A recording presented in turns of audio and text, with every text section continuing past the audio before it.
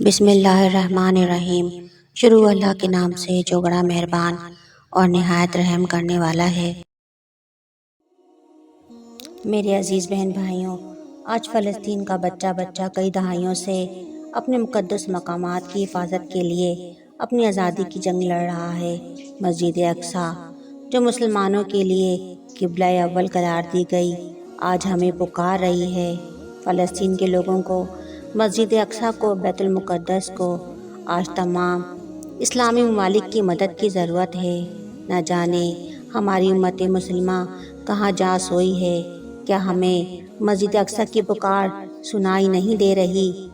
سورہ بنی اسرائیل، سورۃ الاعراف اور سورۃ الانبیاء میں مسجد اقصیٰ کی فضیلت کی تمام تفصیلات موجود ہیں۔ یہ برکت، یہ روحانی اور مادی دونوں ہی برکتیں ہیں۔ روحانی سب سے بڑی برکت تو یہ ہے کہ اس سرزمین پر اتنی انبیاء کرام علیہ السلام تشریف لائے جتنے کسی اور سرزمین پر نہ لائے، اور بہت سے انبیاء کرام علیہ السلام کی اس مقدس زمین پہ مدفون ہیں۔ سورۃ المائدہ میں اللہ رب العزت نے بیت المقدس، فلسطین کو مقدس سرزمین قرار دیا۔ حدیث میں آتا ہے کہ جو مسجد الحرام میں نماز پڑھتا ہے، اللہ رب العزت اسے 1,00,000 نماز کا ثواب عطا فرماتا ہے، اور جو مسجد الاقصیٰ اور مسجد نبوی میں نماز پڑھتا ہے 1,000 نماز کا ثواب ملتا ہے۔ اور بعض روایت میں آتا ہے مسجد اقصیٰ میں 50,000 اور بعض میں مسجد نبوی میں 1,000 نماز ادا کرنے کا ثواب ملتا ہے۔ سبحان اللہ۔ اس میں مختلف علماء کرام کی مختلف رائے موجود ہے۔ مسجد اقصیٰ مکہ مکرمہ اور مدینہ منورہ کے بعد اللہ رب العزت نے مسلمانوں کا تیسرا سب سے زیادہ قابل احترام مقام مسجد اقصیٰ کو قرار دیا، جو فلسطین بیت المقدس میں واقع ہے۔ یہ وہ قابل احترام مسجد ہے جسے اللہ تعالیٰ نے مسلمانوں کا قبلہ اول بھی قرار دیا۔ مکہ مکرمہ میں 13 سالہ زندگی میں حضور اقدس خاتم النبیین صلی اللہ علیہ وآلہ وسلم نے اس کو قبلے کی حیثیت دی اور اس طرف رخ کر کے نماز کا اہتمام فرمایا۔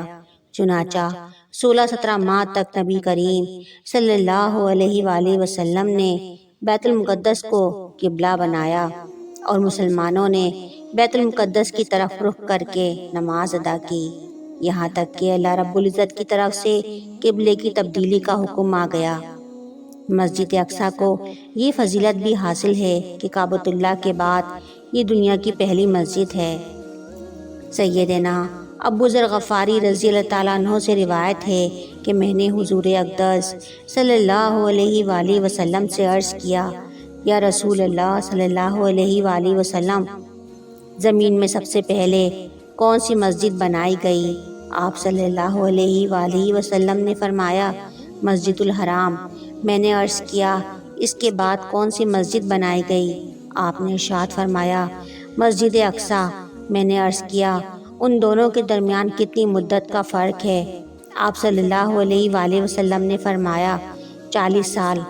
جن 3 مسجدوں کے لیے آپ صلی اللہ علیہ وسلم نے خاص طور پر سفر کرنے کی اجازت دی، ان میں سے ایک مسجد اقصیٰ بھی ہے جو بیت المقدس میں واقع ہے۔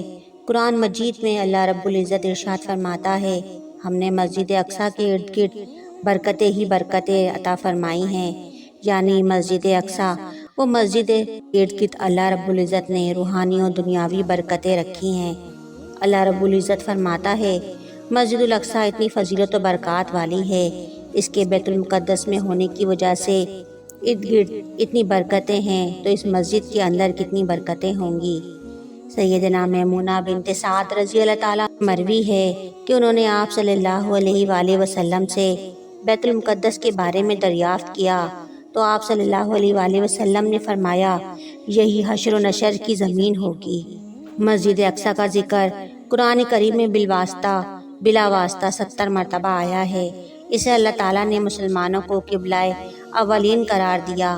جلیل القدر صحابی سیدنا عبداللہ بن عمر رضی اللہ تعالیٰ عنہ سے آقائے کریم صلی اللہ علیہ وآلہ وسلم کا ارشاد منقول ہے کہ جب سیدنا سلیمان علیہ السلام بن داؤد علیہ السلام مسجد اقصیٰ کی تعمیر سے فارغ ہوئے تو آپ نے 3 دعائیں فرمائیں، جن میں سے تیسری دعا یہ تھی کہ جو شخص بھی اس مسجد میں نماز کے ارادے سے آئے گا، جب وہ نماز پڑھ کر یہاں سے باہر نکلے گا تو اپنے گناہوں سے اس طرح پاک ہو جائے گا جیسے آج ہی وہ اپنی ماں کے پیٹ سے پیدا ہوا ہو۔ آپ صلی اللہ علیہ وآلہ وسلم نے فرمایا، مجھے امید ہے کہ سلیمان علیہ السلام کی یہ دعا بھی قبول ہوئی ہوگی۔ تو میرے بہن بھائیوں، مسجد اقصیٰ کی پکار پر لبیک کہنے کا وقت آ گیا ہے۔ اللہ رب العزت قرآن مجید میں ارشاد فرماتا ہے کہ دشمنوں کے خلاف اپنی قوتیں جمع کر لو۔ اللہ رب العزت پوری امت مسلمہ کو اسرائیل یہودیوں کے خلاف جنگ کرنے اور ان کے ظلم و ستم جاہریت کا جواب دینے کی توفیق عطا فرمائے، آمین۔ ویڈیو پسند آئے تو اسے لائک کریں، شیئر کریں اور چینل کو سبسکرائب کرنا نہ بھولیں۔ شکریہ۔